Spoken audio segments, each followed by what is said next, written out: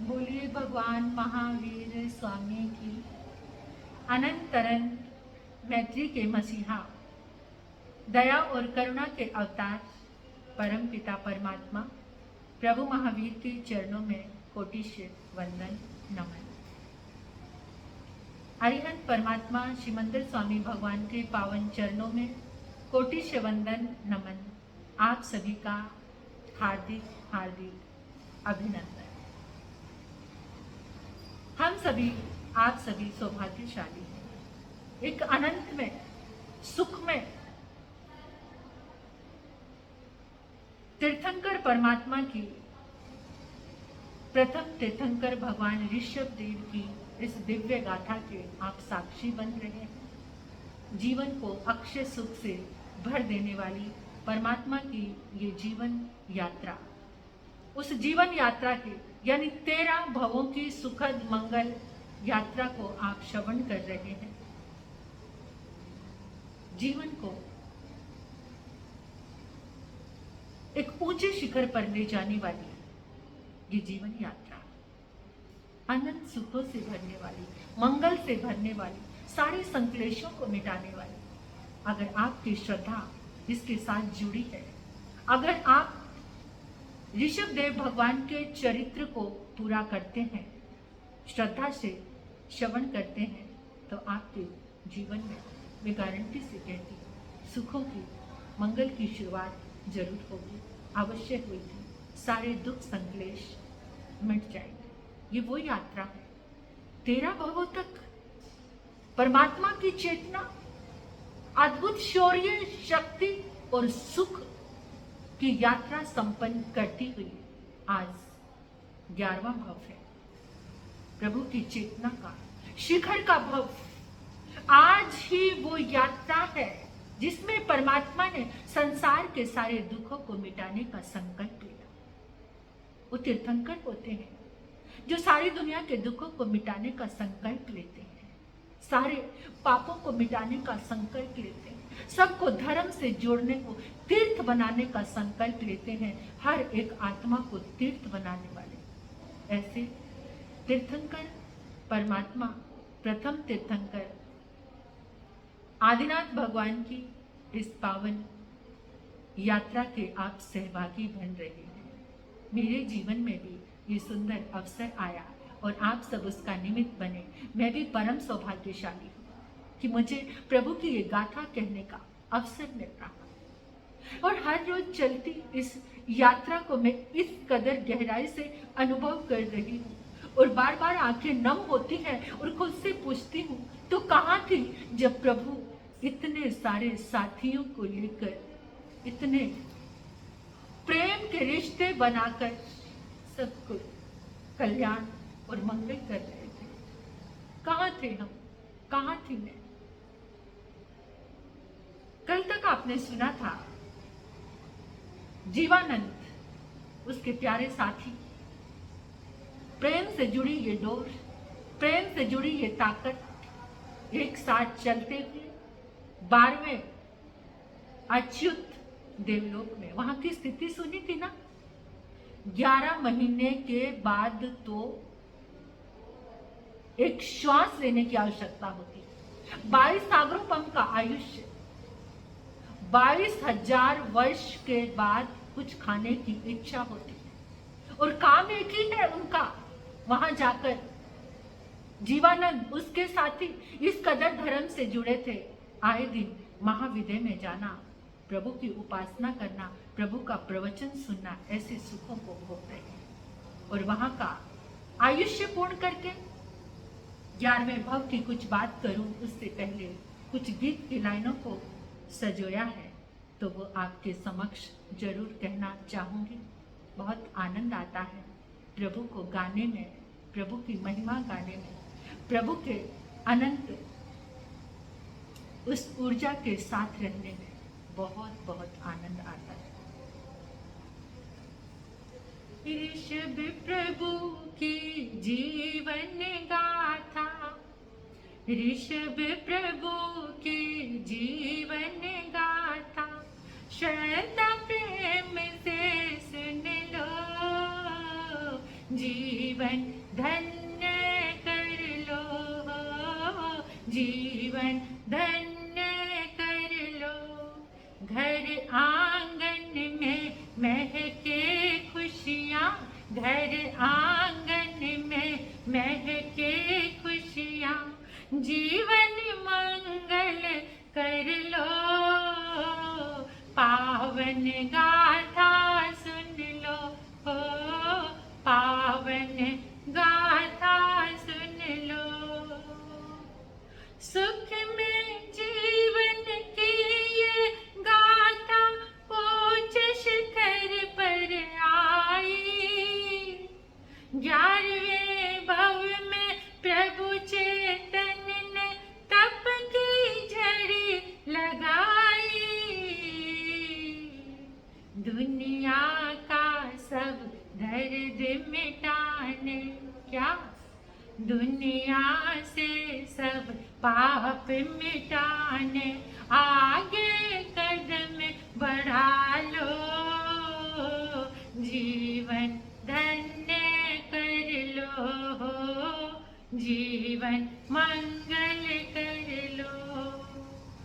वज्रनाभ चक्री बन आए तीर्थंकर के घर में, सब साथी भी आए संग में, सगे सहोदर बन के। जन्म जन्म के प्यारे रिश्ते, जन्म जन्म के प्यारे रिश्ते, धर्म सूत्र में बंध लो। जीवन मंगल कर लो, जीवन मंगल कर लो। ऋषभ प्रभु की जीवन गाथा, ऋषभ प्रभु की जीवन गाथा, श्रद्धा प्रेम से सुन लो। जीवन धन्य कर लो, जीवन धन्य कर लो। तीर्थंकर गोत्र आराधन किया बड़ी शिद्दत से, शुद्ध संयम प्रतिपल जगना आस फले मोदत से। भरत क्षेत्र के प्रथम तीर्थ बने, भरत क्षेत्र के प्रथम तीर्थ बने, आओ वंदन कर लो। जीवन धन्य कर लो, जीवन धन्य कर लो। ऋषभ प्रभु की जीवन गाथा, ऋषभ प्रभु की जीवन गाथा, श्रद्धा प्रेम से सुन लो। जीवन धन्य कर लो। घर आंगन में महके खुशियाँ, घर आंगन में महके खुशियाँ, जीवन मंगल कर लो। पावन गाथा सुन लो, पावन गाथा सुन लो। परमात्मा के जीवन की ये पावन गाथा और 11वां भाव अच्युत देवलोक से चलकर जीवानंद का चेतन पुष्कलावती पूर्व महाविद्य की विजय में स्वर्ग के समान पुंडरीकिनी नगरी, वहां पर वज्रसेन भावी तीर्थंकर हैं। उनकी धर्म पत्नी धारिणी देवी रानी धारिणी के गर्भ में प्रवेश करती है। माता को 14 स्वप्न आते हैं। 14 स्वप्न किसको आते हैं समझ गए? तीर्थंकर की माता और चक्रवर्ती की माता। यानी भावी चक्रवर्ती। तीर्थंकर के घर में भावी चक्रवर्ती का आगमन का सूत्रधार होता है। और फिर वो 4 मित्र भी, कौन से? राजा का बेटा महीधर का चेतन, मंत्री का बेटा सुबुद्धि, सार्थवा का बेटा पूर्णभद्र और नगर सेठ का बेटा गुणाकर। ये चारों भी उसी मां की धारणी की कुक्षी में उनका आगमन होता है। यानी भावी तीर्थंकर राजा वज्रसेन के यहाँ पर 5 पुत्रों का जन्म हो गया। अब एक मित्र बचा, कौन सा? केशव। केशव का चेतन भी चलकर उसी नगरी में दूसरे राजा के यहाँ पर उसका जन्म होता है।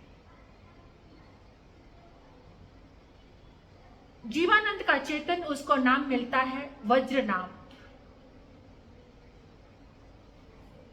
महीधर सुबाहु के रूप में, सुबुद्धि बाहु के रूप में, बाहु सुबाहु नहीं, महीधर बाहु के रूप में और सुबुद्धि सुबाहु के रूप में, और पूर्णभद्र पीठ और गुणाकर महापीठ। ये 5 पुत्र बड़े हो रहे हैं, विद्या अध्ययन हुआ। अब छठा पीछे कैसे रहा? वो भी अपने ऋणानुबंध को, अपने प्रियजनों को पहचानता हुआ वहीं पर आ जाता है। वो भी छठा आकर उनका मित्र बन जाता है। इधर समय गुजरता है, राजा वज्रसेन, उनका समय आ गया, वर्षीदान दे रहे हैं। भावी तीर्थंकर हैं, 3 ज्ञान तो साथ में ही है। अपने ज्ञान में देखा लोकांतिक देवों का आने का समय हो गया है, दीक्षा का समय हो गया है। अपने पुत्र वज्रनाभ को सिंहासन पर आरूढ़ किया और स्वयं दीक्षा ले ली। तीर्थ की स्थापना करने का समय आ गया है। 1 महीने में ही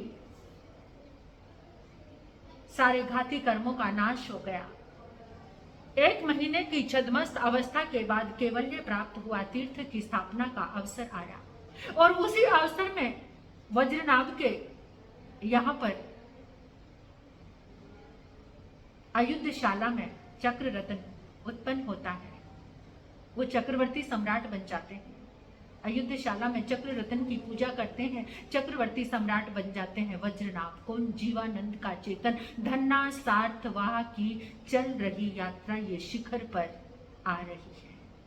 शिखर की क्रांति, ऐसी क्रांति से जुड़ जाना, जीवन में प्रेम से बंधी यात्रा एक दिन अध्यात्म में, धर्म में परिवर्तित हो जाती है।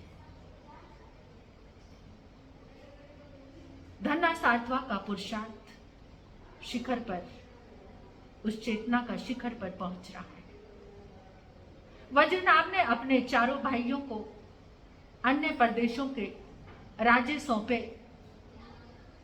ऐसा लगता है मानो इंद्र अपने 4 लोकपालों के साथ में शोभायमान हो रहे हैं। और उधर जो केशव का जीव, यानी स्वयं प्रभा का चेतन, वो यहाँ पर आके दूसरे राजा दूसरी रानी के यहाँ जन्म हुआ, उसका नाम सुयश रखा। वज्रनाभ वही पहचान, वही प्रेम का रिश्ता, उसको बुलाकर अपने यहाँ पर उसको मंत्री बना दिया। अब वज्रनाभ के पास खबर पहुंची, पिता तीर्थंकर वज्रसेन, उनको कैवल्य हो गया है, तीर्थ की स्थापना हो गई है। उनके जन कल्याण, जन तारने वाली तीर्थ साधना में सब सम्मिलित होकर संसार को पार कर रहे हैं। वज्रनाभ भी रुक ना सका। चारों भाई, मंत्री, सुयश, सब मिलकर प्रभु के समोशरण में पहुंचते हैं। प्रभु की प्रवचन धारा चलती है नव तत्व, जीव अजीव, पुण्य पाप, संसार और अनमोल ये समय, तीर्थ बनने का अनमोल ये दुर्लभ मानव जीवन, इसकी सारी बातें चल पड़ी। और जब बातें चलती हैं, प्रवचन में चलती हैं, तो जैसे ही जाकर वज्रनाभ ने देखा, ये प्रभु का वैभव, ये अध्यात्म वैभव, ये तीर्थंकर का अतिशय। उसी समय उनके मन में भाव आता है, इस वैभव के सामने चक्रवर्ती का वैभव तो कुछ भी नहीं। आपको पता है, लौकिक दृष्टि से देखा जाए तो सबसे रिद्धि समृद्धिशाली, रिद्धि का मालिक कौन? चक्रवर्ती। आध्यात्मिक दृष्टि से देखा जाए तो अध्यात्म में अगर आप कदम रखोगे तो वहां तीर्थंकर परमात्मा के वैभव और उनके पुण्य, उनके धर्म के सामने दुनिया का सारा वैभव फीका है। देखा वज्रनाभ ने और अंदर में गहराई से एक बात उतर गई, इसी वैभव को प्राप्त करना है। इस वैभव को जो जन्मों जन्मों से मैंने कुछ तो साधना की होगी कि मुझे इसी वैभव को प्राप्त करना है। सारे दुखियों को दुख मिटाकर सुखी करना है। यही भाव होता है तीर्थंकर बनने वाली चेतना। साधारण मानव अपने खुद के कल्याण की बात सोचता है, एक तीर्थंकर परमात्मा ही पूरी दुनिया के कल्याण वरदान लेकर चलते हैं। उन्हीं वरदानों से पूरी दुनिया का कल्याण करते हैं, मानव मात्र का कल्याण करते हैं। ऐसी अनंत अहिंसा, करुणा, प्रेम, वात्सल्य की धारा को लेकर चलते हैं। वज्रसेन तीर्थंकर यानी पिता, उन्होंने प्रवचन में एक ही बात कही, इस दुर्लभ अवसर का लाभ उठाओ। उन्हें बार बार ये अवसर जीवन में नहीं आते, अवसर को चूकना नहीं, अवसर को चूकना नहीं, भोगों में खोना नहीं, भोगों में रोना नहीं, भोगों की यात्रा को उन्हें वापिस चालू करनी नहीं, दुख की यात्रा को विराम देना है। वज्रनाभ ने सुना, अंदर में अनासक्ति योग जाग गया। मित्रों को देखा, वो भी समझ गए, एक दूसरे के दिल की बात समझते थे। मुंह से कहने की जरूरत नहीं थी, आंखें बोलती थी, सिर्फ आंख उठती थी इशारों से, इशारा भी करने की जरूरत नहीं थी। उठती निगाहों ने सब कह दिया और सब हाथ जोड़कर कहने लगे, इस बात की देरी, सुबह से शीघ्रम, हम साथ में हैं, साथ चलेंगे, साथ में ये यात्रा हमारी चलेगी। तैयार है सब, मत सोचो कुछ पीछे मुड़कर, हम सब साथ साथ हैं, हम सब साथ साथ हैं। वज्रनाभ को एक पल भी नहीं लगा वो सब छोड़ने में। 6 खंड का राज्य, और यहाँ तो भूले भटके कोई भाव आ जाए ना कभी, तो मेरे बिना व्यापार, मेरा बैंक बैलेंस, मेरा घर, मेरे बच्चे, मेरा ये सब कैसे होगा? अरे जब दुनिया से जाओगे तब भी तो सब होगा, तब भी तो छोड़ना है। आज अवसर है, एक क्षण छोड़ने का भाव आता है तो तुरंत छोड़ दो। प्रभु के शासन में आ जाओ, प्रभु की शरण में आ जाओ। यही शरण, जिसने भोगा उसने खोया, जिसने त्यागा उसने शासन पाया, उसने प्रभु को पाया। तो प्रभु को पाने की, प्रभु के साथ चलने की ये सुंदर पावन यात्रा, वज्रनाभ अवसर आ रहा है, वही अवसर जिसका संकल्प कभी उस चेतन के साथ जगा था, वही अवसर छोड़ दिया सब, 6 खंड का राज्य, मुनि वज्रनाभ बन गए और वो पांचों के पांचों भी साथ में उन्होंने भी दीक्षा अंगीकार कर दी, संयमी बन गए, साधु बन गए। अब तो वज्रनाभ ने इतना उत्कृष्ट तप करना शुरू कर दिया, 12 प्रकार का तप धारण कर लिया, 12 ही प्रकार का तप की साधना आराधना वज्रनाभ कर रहे हैं। तपस्या के प्रभाव से 28 लब्धियां उनके जीवन में प्रकट हो गई। 28 लब्धियों का कभी उपयोग नहीं किया अंतर में। ये प्रेम की यात्रा, ये रिश्तों की यात्रा, ये दोस्ती की यात्रा, प्रिय और प्रेयसी की यात्रा, कितने सुखद रिश्तों की यात्रा आज भी वही आसपास है। सब आनंद के साथ आराधन कर रहे हैं, सब आनंद के साथ जिन शासन को जयवंत कर रहे हैं। एक बार ऐसा रिश्ता, बहुत रिश्ते जोड़ रहे हैं, कुछ अनचाहे जुड़ रहे हैं, क्योंकि एक रिश्ते ही ऐसे हैं जो जुड़ते चले जाते हैं। किसका चयन? एक रिश्ता ऐसा है जिसका चयन आप खुद कर सकते हैं। माता पिता आपके जो बन गए, बहन भाई आपके जो बन गए, पता नहीं आपने चाहा या नहीं चाहा, लेकिन एक रिश्ते को तुम चाह सकते हो, वो है दोस्ती का, मित्रता का, वो तुम्हारे चाहने से बनेगा। उस रिश्ते को तुम इस गहराई से चाहो कि वो मित्र तुम्हारा मोक्ष का रिश्ता बन जाए, वहां तक साथ। जैसे जीवानंद ने संभाला ना सबको किस तरह से साथ ले लिया, ऐसे एक रिश्ता हमारे जीवन में काश जीवानंद जैसा आ जाए।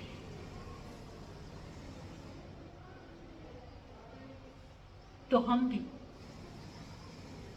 इस यात्रा का अद्भुत आनंद ले सकते हैं। आनंद ही आनंद है। फिर वो समय आया,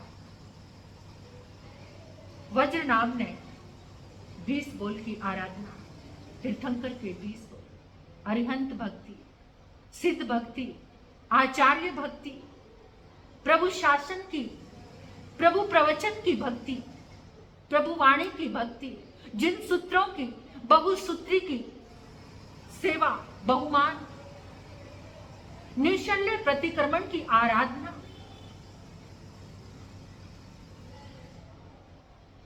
ग्लान की, रोगी की, गुरु की सेवा, सम्यक्त्व की आराधना, ये सारे के सारे जितने भी बोल थे, सब में वज्रनाभ श्रद्धा और भक्ति के साथ टिके हुए आराधना कर रहे, अहोभाव के साथ तीर्थंकर गोत्र बांध सबकी आराधना। परमात्मा कहते हैं कि अगर एक बोल की भी आप आराधना कर लेते हैं, उसकी भक्ति में उतर जाते हैं। देखो यहाँ भक्ति आया है, भक्ति, जिन शासन में भी भक्ति का सर्वोपरि महत्व है। भक्ति के बिना कल्याण नहीं हो सकता। भक्ति में तुम्हें उतरना ही पड़ेगा, भक्ति में तुम्हें आना ही पड़ेगा। और जब तुम भक्ति में आ जाओगे तो तुम्हारे जीवन का एक ऐसा अध्याय शुरू हो जाएगा जहां तुम शिखर पर पहुंच जाओ। जो 4 थे वो भी आराधना कर रहे हैं रस के साथ, बाहु सुबाहु, रोगी की, ग्लान की, गुरु की, बार बार सेवा करते हैं, बार बार करते हैं और करके आनंद आता है। और सुबाहु, वो भी बाहु को सेवा करते करते चक्रवर्ती नाम कर्म का बंद हो गया और सुबाहु 500 संतों की गोचरी लेकर आते, सब सोते भी नहीं थे। रोगियों की, जो बीमार संत थे, जो वृद्ध संत थे, उनकी सेवा करते, नव दीक्षितों की सेवा करते। इतना रस आता, 500 संतों का आहार लेकर आते और आहोभाव के साथ उनको कराते। और ऐसे बाहुबली नाम का हो गया। और जो पीठ और महापीठ थे, वो एकांत में बैठकर स्वाध्याय करते थे, परमात्मा के प्रवचनों की आराधना करते थे। एक दिन वज्रनाभ ने सब संतों के बीच में बैठकर कहा कि बाहु और सुबाहु की सेवा भक्ति अद्भुत है, अद्भुत है उनकी सेवा। ऐसा कहना था। पीठ और महापीठ के मन में एक भाव जाग गया, हल्का सा ईर्ष्या का भाव, कि उनकी इतनी प्रेस, इतनी प्रशंसा और हमारी, इतना सा भाव आते ही उनका स्त्री नाम कर्म का बंद हो गया। स्त्री नाम कर्म, और समय तो बीतता ही है। समय बीतता चला गया, बीतता चला गया, बड़े भाव के साथ। उस भाव का ख्याल भी नहीं है, पीठ और महापीठ को उस भाव का ख्याल भी नहीं आया, उसकी आलोचना भी नहीं कर पाए। उनको ध्यान ही नहीं था कि हमने ऐसा कुछ किया है। समय बीता, और समय बीतने के साथ सबने तप संयम की आराधना में अपना समय पूरा किया। वज्रनाभ ने तो उत्कृष्ट भावों से तीर्थंकर गोत्र का, तीर्थंकर नाम कर्म का उपार्जन कर लिया आनंद के साथ, पूरी सृष्टि के जीवों का कल्याण करने का। ऐसा भाव, ऐसा दृष्टिकोण आसान नहीं, बहुत साधना लगती है, बहुत शिखर का जीवन जीना पड़ता है। ऐसा शिखर का जीवन वज्रनाभ ने जिया। आयुष्य पूर्ण करके सभी सर्वार्थ सिद्ध विमान में, जिसको छोटी मोक्ष कहते हैं, वहां पर पहुंच गए, अनंत सुखों में। और वहां पर भी एक ही भाव रहता है, जिन शासन के लिए वंदन भाव, जिन देवों के चरणों में जाना। 33 सागरोपम का आयुष्य और 33 सागरोपम, वहां से तो बस एक ही जन्म लेना पड़ता है, एक ही भव करना पड़ता है। अब आप सुन ही रहे हो इस पावन यात्रा को, परमात्मा की, आदिनाथ भगवान की इस अद्भुत चरित्र को।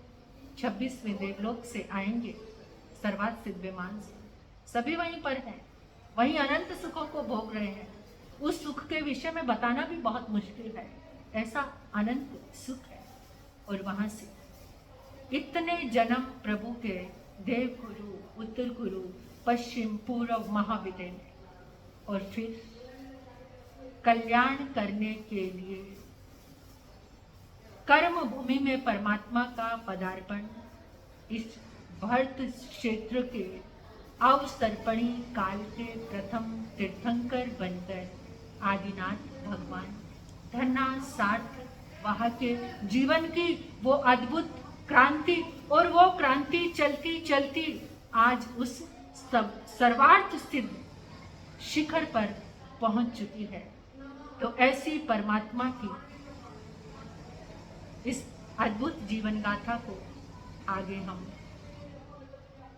यथाविधि चालू रखेंगे। इस चरित्र को आप सभी सुनते रहना। प्रभु के जीवन की इस गाथा को सुनकर कितना जीवन में सुख मिल सकता है, कितना जीवन में आनंद मिल सकता है, ये तो आप चिंतन करके सुनते सुनते भी कितना आनंद आता है, मन भाव विभोर हो जाता है। दिन भर मन इन्हीं चिंतन में परमात्मा के साथ ही रहता है। और सोचती हूँ क्या अद्भुत पुरुषार्थ, 13 भवों की इस यात्रा कहीं लेश मात्र, किंचित मात्र भी दुख का नाम नहीं। उत्कृष्ट सुख ही सुख, क्योंकि पुरुषार्थ भी ऐसा ही था। एक दान से चली यात्रा, आहार दान से, सहयोग से, उदारता से चली जीवन की यात्रा सर्वार्थ सिद्ध विमान के अनंत सुखों तक लेकर आ गई। और अब तीर्थंकर परमात्मा आदिनाथ भगवान की धर्ना 60वां की वो पावन चेतना अपने पूर्व जिस सुख के लिए सोचा था, जिस कल्याण के लिए सोचा था, उसी कल्याण में आ रही है। आदि करने धर्म की, आदि करने संस्कारों की, आदि करने मानवता की, कल्याण की आदि करने वाले, धर्म की आदि करने वाले, राज्य व्यवस्थाओं की आदि करने वाले, एक एक चीज की आदि करने वाले आदिनाथ भगवान, अकर्म भूमि को कर्म भूमि बनाने वाले, कर्म की आदि करने वाले, अकर्म भूमि को कर्म भूमि बनाने वाले, भोग भूमि को योग भूमि बनाने वाले, भोग भूमि को साधना भूमि बनाने वाले श्री आदिनाथ भगवान के इस पावन चरित्र से जुड़े रहें, जुड़े रहें, जुड़े रहें और कल्याण करते रहें। बोलिए श्री आदिनाथ भगवान